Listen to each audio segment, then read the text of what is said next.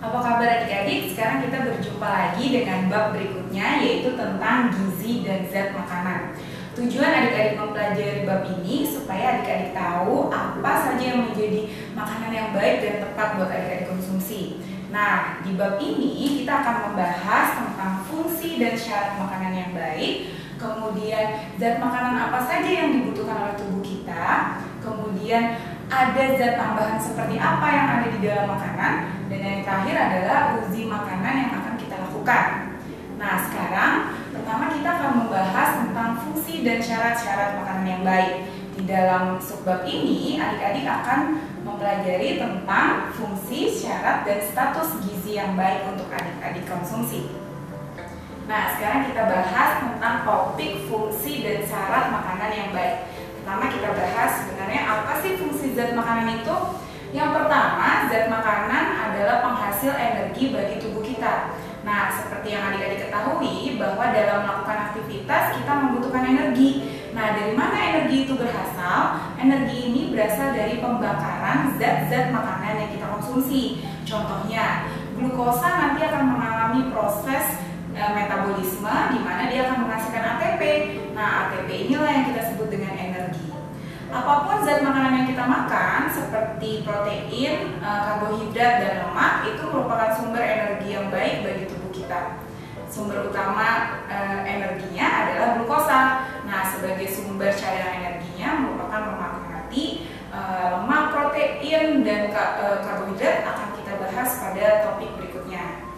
Nah, fungsi yang kedua, makanan yang kita konsumsi berfungsi untuk pertumbuhan dan pembentukan tubuh. Nah, adik-adik kan makin lama makin tinggi, makin besar. Nah, itu bagaimana proses itu bisa terjadi? Ini karena makanan yang adik-adik konsumsi. Jadi semakin banyak adik-adik memakan makanan yang baik, maka pertumbuhan dan pembentukan tubuh adik-adik akan baik juga. Nah, kemudian di sini juga berfungsi untuk menggantikan sel-sel tubuh yang rusak atau mati. Contohnya misalnya kalau adik-adik jatuh kan ada luka di situ. Nah, lukanya bisa tertutup kan? Tertutupnya luka itu juga karena salah satu fungsi dari zat makanan yang adik-adik konsumsi. Nah, kemudian mengatur proses tubuh. Nah, di dalam tubuh kita banyak sistem yang terjadi. Contohnya adalah sistem pernafasan, di mana adik-adik pasti melakukannya, bernafas, ya kan? Kemudian sistem sirkulasi, di mana denyut jantung berdenyut, kemudian aliran darah mengalir dalam tubuh. Semua proses dalam sistem tubuh kita itu diatur oleh zat makanan. Nah, kemudian melindungi tubuh terhadap penyakit. Ini juga tadi kan sudah kakak sebutkan bahwa seluruh sistem di dalam tubuh kita itu mendapatkan energi dari zat makanan yang kita konsumsi. Kemudian zat makanan itu juga bisa mengatur proses tubuh. Nah, salah satu yang diatur adalah sistem imun atau sistem kekebalan tubuh kita. Kalau sistem kekebalan tubuh kita baik, otomatis kita juga terhindar dari penyakit-penyakit. Subtopik yang berikutnya adalah tentang syarat-syarat makanan yang baik. Yang pertama kita lihat bahwa di sini ada hygiene. Hygiene itu artinya apa? Berarti makanan-makanan yang adik makan tidak boleh mengandung bibit penyakit sama sekali atau harus bersih. Nah, yang kedua mengandung cukup kalori. Jadi bukan hanya makan, tetapi kalori yang terkandung dalam zat makanan itu pun harus diperhatikan. Nah, kemudian mengandung cukup protein, karbohidrat, dan lemak. Tadi sudah kakak sebutkan bahwa protein, karbohidrat, dan lemak ini merupakan penghasil energi yang baik untuk tubuh adik-adik untuk mengatur proses tubuh atau sistem yang ada di dalam tubuh adik-adik. Jadi makanan yang adik-adik konsumsi harus mengandung cukup protein, karbohidrat, dan lemak. Kemudian mengandung cukup vitamin dan mineral. Nah, kenapa? Karena vitamin dan mineral ini juga baik untuk tubuh adik-adik untuk mengatur proses tubuh, seperti contohnya pertumbuhan dan perkembangan tubuh adik-adik. Nah, kemudian yang terakhir adalah mudah dicerna. Mudah dicerna ini penting karena kalau seandainya adik-adik mengkonsumsi sesuatu yang tidak dapat dicerna, ini akan terendap di dalam tubuh atau kita sebut dengan akumulasi, sehingga ini tidak baik untuk tubuh adik-adik. Oke Oke adik-adik, sekarang kita lanjut ke subtopik berikutnya, yaitu tentang status gizi. Bagaimana untuk mengetahui status gizi yang ada dalam tubuh adik-adik? Kita bisa menggunakan dua rumus, yaitu rumus Broca dan rumus IMT. IMT adalah indeks massa tubuh. Yang pertama, kita akan membahas bagaimana menggunakan rumus Broca. Yang pertama, berat badan normal adik-adik itu bisa diketahui dari tinggi badan adik-adik dikurangi 100.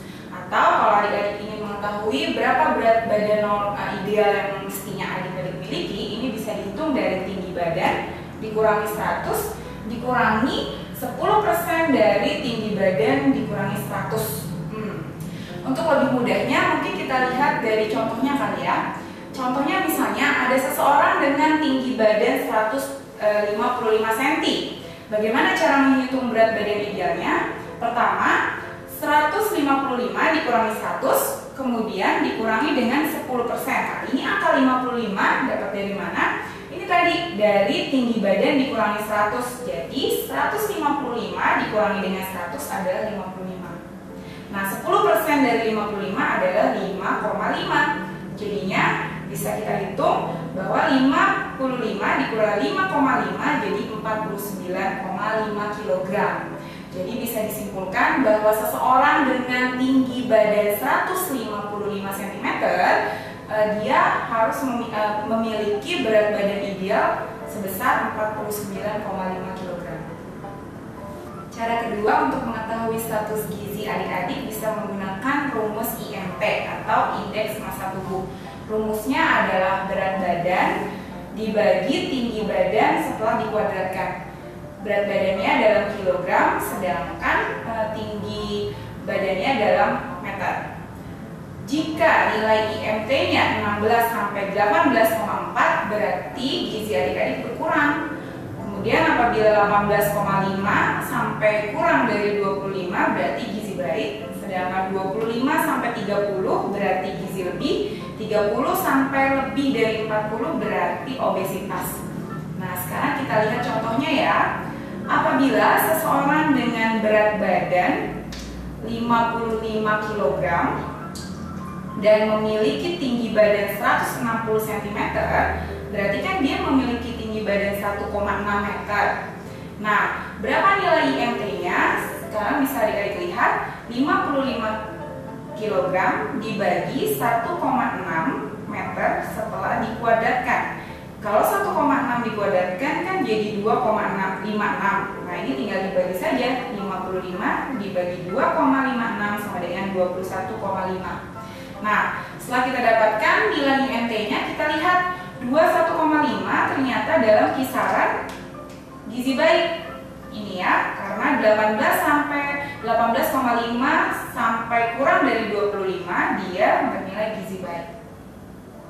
Nah, adik-adik kan sudah tahu bagaimana caranya menghitung status gizi. Adik-adik bisa lakukan cara perhitungan ini baik menggunakan Broca ataupun IMT. Selamat mencoba adik-adik. Nah, adik-adik, sekarang kita masuk ke topik yang berikutnya ya, yaitu tentang zat-zat makanan yang dibutuhkan oleh tubuh. Tadi sudah kakak sebutkan bahwa ada karbohidrat, protein, lemak, vitamin, mineral, dan air. Nah, sekarang kita membahas yang pertama, yaitu tentang karbohidrat. Tadi kan sudah kita bahas bahwa salah satu fungsi zat makanan adalah sebagai sumber energi. Nah, karbohidrat merupakan sumber utama untuk kebutuhan energi dalam tubuh kita. Karena dia merupakan sumber kalori. 1 gram karbohidrat senilai dengan 4,1 kalori. Kemudian dia juga dapat berfungsi sebagai pembentuk senyawa-senyawa organik seperti protein dan lemak. Kemudian selain itu dia juga berfungsi sebagai penjaga keseimbangan tubuh. Karena tadi sudah kita sebutkan bahwa dia merupakan sumber utama untuk energi dalam tubuh kita. Nah, dari mana saja adik-adik dapat mendapatkan karbohidrat? Yang pertama adalah dari sumber-sumber nabati seperti beras, gandum, jagung, kentang, dan lain sebagainya. Kemudian karbohidrat dibagi menjadi beberapa golongan. Yang pertama adalah monosakarida. Mono artinya satu, berarti dia terdiri dari satu gugusan gula. Contohnya adalah glukosa atau galaktosa, fruktosa. Nah, Yang berikutnya adalah disakarida. Di artinya dua, sehingga dia memiliki dua gugusan gula. Contohnya adalah maltosa. Nah, karena kenapa maltosa itu terdiri dari dua molekul glukosa. Nah, dua molekul glukosa ini bergabung sehingga menjadi maltosa. Contoh lainnya mungkin bisa adik-adik lihat di laktosa, karena laktosa merupakan gabungan dari glukosa dan galaktosa. Contoh lainnya mungkin bisa juga sukrosa. Sukrosa merupakan gabungan dari glukosa dan fruktosa. Nah, yang golongan berikutnya adalah polisakarida. Poli artinya banyak. Kenapa? Karena dia memiliki lebih dari 10 gugusan gula. Contohnya adalah